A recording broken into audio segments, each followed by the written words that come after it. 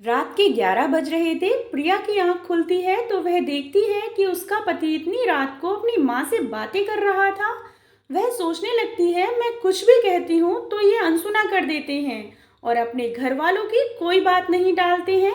अगले दिन प्रिया इस बात से नाराज होकर अपने मायके चली जाती है और अपनी माँ को सारी बात बताती है। उसकी माँ कहती है, एक गुरुजी हैं, तुम उनके पास जाओ, वह तुम्हें कोई ना कोई उपाय ज़रूर बताएंगे। प्रिया अब गुरुजी के पास गई और कहा कि गुरुजी, मुझे कोई ऐसा उपाय बताएं कि मेरा पति मेरी हर बात माने, जो मैं कहूँ, और वह वही करे जो मैं चाहूँ।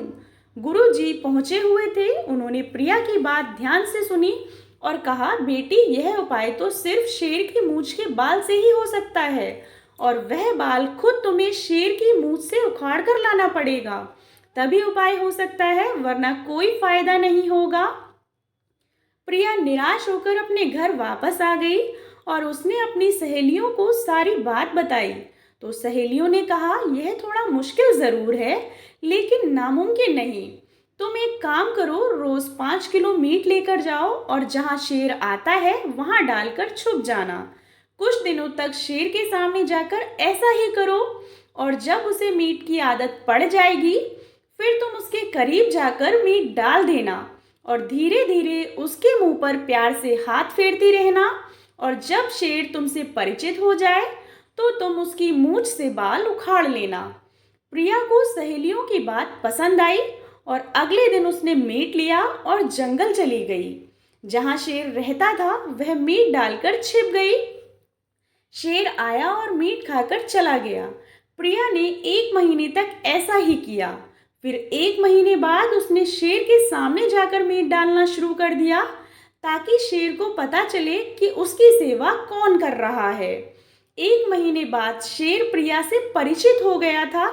फिर एक दिन प्रिया ने शेर की मूंछ का बाल मौका देखते ही उखाड़ लिया और खुशी खुशी गुरुजी के पास गई और वह बाल गुरुजी को देते हुए कहने लगी, गुरुजी, मैं शेर की मूंछ का बाल उखाड़ कर ले आई हूँ, अब आप कोई उपाय शुरू करें। गुरुजी ने आश्चर्यचकित होकर पूछा, यह तुमने कैसे किया? तो प्रिया ने सारी बात बता दी।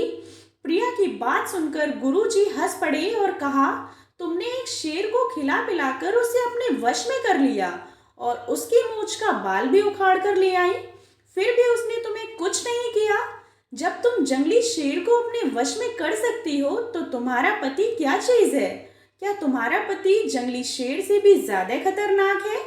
पति का भी तो पेट है, उसे अच्छा अच्छा खिलाओ पिलाओ और उसके साथ अच्छा व्यवहार करो तो वह भी तुम्हारे वश में हो जाएगा। इसके लिए किसी उपाय की जरूरत नहीं है। गुरुजी की बात सुनकर प्रिया खुशी खुशी अपने ससुराल वापस लौट गई। दोस्तों, संसार में मनुष्य ही ऐसा व्यक्ति है जो कि संसार में किसी भी चीज को अपने वश में कर सकता है।